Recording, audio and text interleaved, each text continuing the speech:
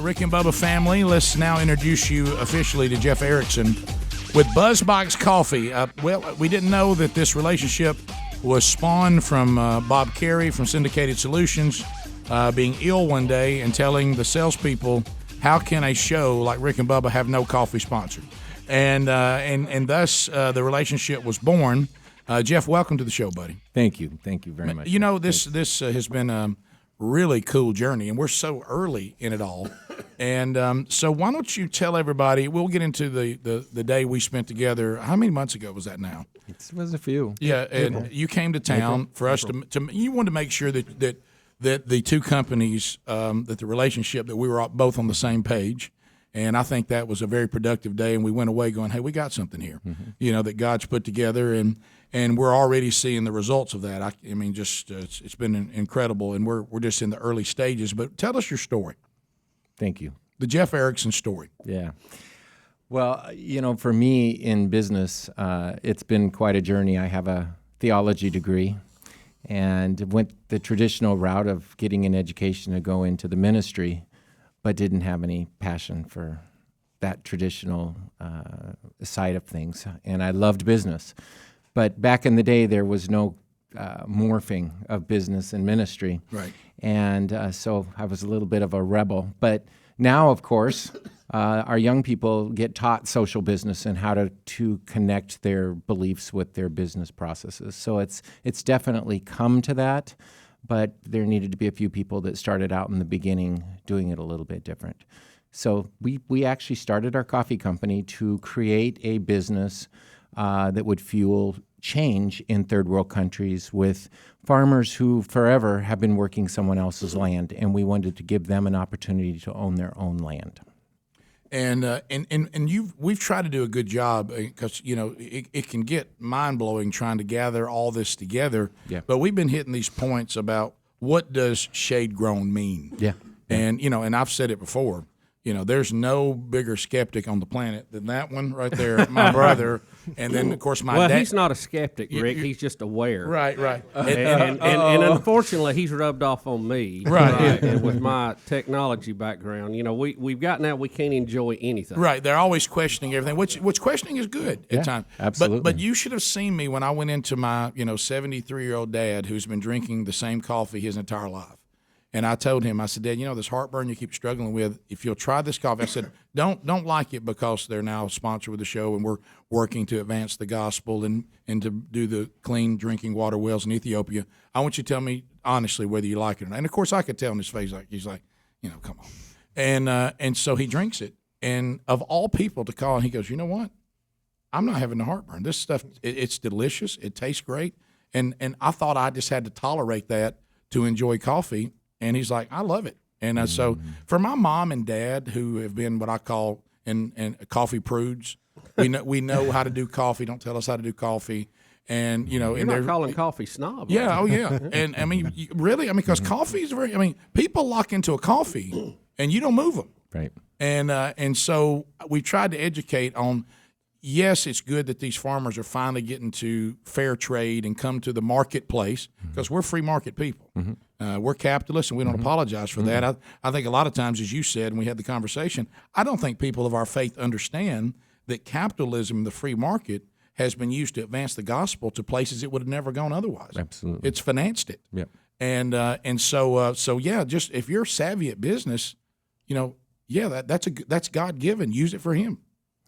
Well, absolutely. And in our company, we believe the market will do a better job in evangelism than traditional missions because the traditional missions is not sustainable, and we have to keep going back to the well for more money to fuel that change.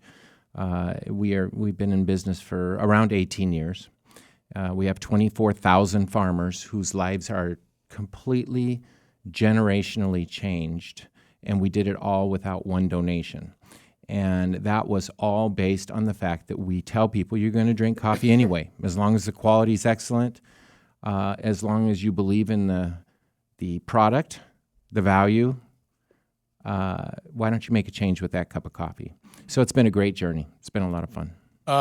And we're Jeff, how do you do that process? Yeah. I mean, That's a great story, but how does that actually happen? Wow. Well, it's difficult, painful, and we've made lots of mistakes. Take it, say Speedy's a farmer, and he's got him a side of the hill out here, and he's growing coffee for somebody else. How many kids do I have?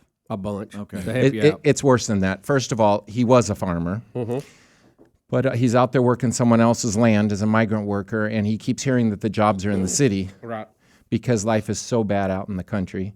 And so he ends up going to the city where the great jobs are.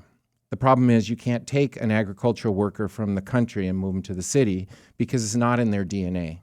So we usually find these families in the dumps and the poorest sections of the city. The truth is, Dad's gone. He disappeared.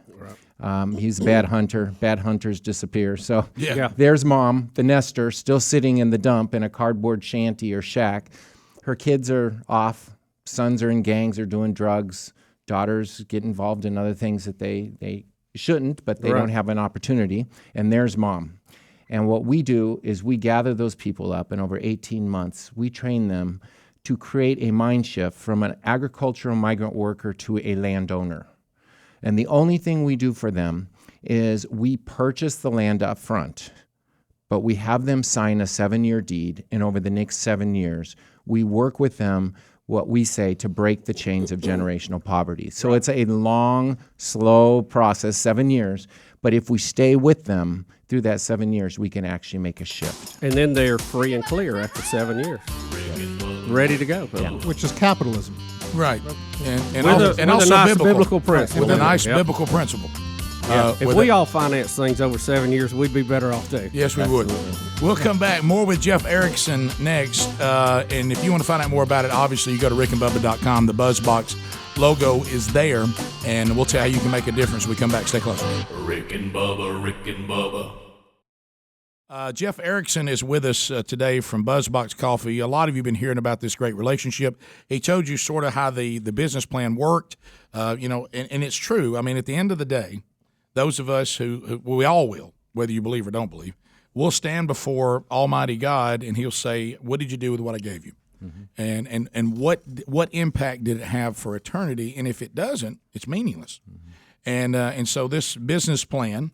And I love the concept, what you're talking about, which is so true, that the free market and business is so much more efficient at advancing the gospel because, like you said, when you raise money to send somebody somewhere and that money's gone, you go back and you raise money again. And when you're trying to raise money, people are impacted. Like right now, if you go back and try to raise money, what is somebody telling you? Man, I just found out my insurance is going up 120%. But if you have a business that is working, and as that business makes profit and that business makes money, it keeps fueling it. That's what we're doing with BuzzBox Coffee right now. We got 15 drinking wells, clean water. I've been to Ethiopia with World Vision, been on the ground. We sponsor 5 children there. Got to meet every one of them, which, by the way, was life-changing. And one of the things that they talked about is, and you said it when you were telling Bubba about the business plan with these farmers, it's long-term. World Vision puts a plan together where they hope to eventually leave the community and say it is now operational. It is efficient. They've got everything. And one of the things they go in, they say, number one, we got to take care of sewage. Number one, because that kills people if you don't straighten that out. And then the next thing they go to is clean water. We got to have clean water. We need to hire the Murray brothers. They could take care of that. Right. Yeah. You can live without food for a long period of time. You can't live without water very long. Right. And I was really amazed when they started talking about how much it's impacted the family unit. When the day is spent going miles for water that won't kill you, mama's got to go, the kids have got to go. It hurts their education. Dad's out doing the farming, trying to do something. He never even sees his wife. She's constantly making these trips for miles to get water. And I imagine a little dangerous along the way. Right. Well, what I'm saying, too, and we those of us that are happily married, Daddy was awful happy that Mama's home more now. Right. You know what I mean? Right. And so that relationship, that marriage is even strengthened by that. Clean water changes radically these communities. And right now, just by drinking coffee, we hope to do this for 30,000 people in Ethiopia. We get that resolved, we'll go the next go. But that's what we're working on right now. And, exactly. And I've been there. I've seen it. I mean, the way they look, because first I saw people dipping water that looked like it would kill you. Mothers down there trying to wash clothes in muddy, nasty water. Then they took me to where the clean drinking water wells had been, they dug them, they were working, they were operational, and the people look different. They have a different countenance about them and everything because that changes everything. Right. And now, and then the other aspect, which we were very, very much wanting to make sure was part of it, was evangelism. Yeah. Because if I give you water today, and I don't give you the living water, you're just thirsty again tomorrow, as Jesus pointed out, sitting with the woman by the well. So we wanted to be sure there was a living water aspect to this as well, and that's where the Bronner Burgess Memorial Fund came into play. And this was something that my friends put together when our son went to heaven 5 years ago. And at the time, I thought, I don't really know what to do with this because we support so many other ministries. Is this even necessary? It was a nice gesture, on my friend's part to do this, and it funded some huge evangelical events. But I found that a lot of times you may talk to a ministry and you go, if you did this one, I disagree with most of it. I wish this wasn't that way, or I wish I could critique that. Well, see, now with this, all the Bronner Burgess Memorial Fund does is give grants to things that we go, you know what, this is exactly what we want. And this is a great combination to have water that is sustenance for life, the living water of Jesus Christ, and the way that our son went to heaven, frankly. I mean, he went into the water and stepped into eternity, the ultimate baptism. So it all really had a synergy about it, and I think we all felt like God's hand was on it. Well, I did also. And, the great thing about World Vision, a lot of people don't understand. They see the Adopt a Child program, or they see these programs at World Vision. World Vision is, first of all, they're an amazing first responder here in the United States. Absolutely. But then you take a place like Ethiopia, which to me is a very important country because that's where coffee started. Right. And they're not just providing clean water. Right. They're training people to continue that process. And for us in the work that we do, it's not giving people a gift, a handout, yeah. but actually teaching them to maintain something so that the next generation can actually be in a better position. And World Vision gets that, and it's a very important component for us. Well, it's just like you said, Bubba, when you asked him about that and he laid out the business plan, I'm glad you did that. One of the things I want everybody to understand, when I met with Jeff and we met with him and we spent the day together, he's not into the handout. No. This is not a social gospel guy that doesn't want them to be self-sustaining. Mm-hmm. Everything we're trying to do, and I'm glad you made that point about World Vision too, is to eventually leave the community. Absolutely. Just like with the farmer, eventually when we're done with our 7-year plan, you're now producing coffee, you're in a fair trade market, and you're providing a quality product. Yeah. We want people to drink this coffee on its merit. Yeah. Not like we're trying to guilt you into have an inferior coffee, but it's for a good cause. See, There's too much of that in Christianity. Well, there's too much of it, and yeah. it's just so wimpy. It doesn't work in other countries. It doesn't work here, but we keep trying to repeat it. I just got back from Guatemala. We've been in the Ixil region, which was a devastated region by civil war in the 70s and 80s. And we have 6 villages in the Ixil region now. The kids are all now 17, 18 years later, all going to college. We just launched the largest goat milk processing plant in all of Central America. Bubba. So second generation, what happens when you do that is you don't repeat the same situations, but you have to start from the bottom and relationally work through. And every time someone comes to you and says, I need something, you hold their hand and you show them how to earn it. And as you do that, you create generational change. See, our country has completely lost that. We've lost it. And we're devastating generations. Yeah. Absolutely. Jeff, one thing I just wanted to say. So just tell folks, because one thing I think is important. When you talk, I made the mistake one day that I said, well, Jeff, you're in the coffee business. You're like, no, Bob, I'm really not in the coffee business. Just that's important because the coffee is so important, but you see that as a conveyance vehicle. It's really the way we tell our story. It's our story stick, we call it. But the truth of the matter is we are missionaries, but we're also missionaries to the people of the faith to tell them to wake up. There's a better way to do it. Be more efficient. And don't use these crazy statements like teach a man to fish, don't give him a fish. Because the truth is when you're in the middle of the desert, they don't even have a pond, so what good does it matter? What good is it if you teach them to fish? What we do is we come in with shovels and we grab their hands and we say, guys, we're here with you. let's do this together. Let's start digging a pond. Yeah. Then we start bringing in all the cycles of sustainability.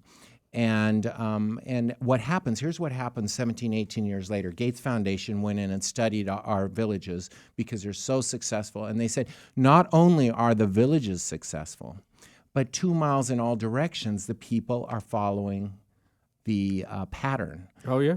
And that is, to me, what true evangelism is when you actually have worked the process out so well that everyone wants to be a part of it. I do want to apologize to you, even though you seem so happy. When I took you out to lunch the last time you were here to eat Southern food, which is some of the best on the planet. You know, Yes, it is. God smiled on the South when it came I to think food. some of our moms and grandmoms are going to be in charge of the feast. I do too. I hope so. That's a great point. And I did not realize you had lost lots of weight. Your health, you look great again. You like you've been doing great with this. I didn't realize that you once were very heavy. And when I saw you attack that food, I wondered, am I the guy who just gave a drink to the alcoholic? You know what I mean? But you seemed so happy, I didn't want to stop it. I wasn't prepared when they asked what pie you wanted. You said all of them. You know, but Without hesitation. right? And you just seemed so happy. So should I apologize for that? Jeff, that- how heavy were you? Well, I was 420 pounds at one time. Wow. Yeah. What you go now? What's that? What do you go now? How much you weigh? Around 200.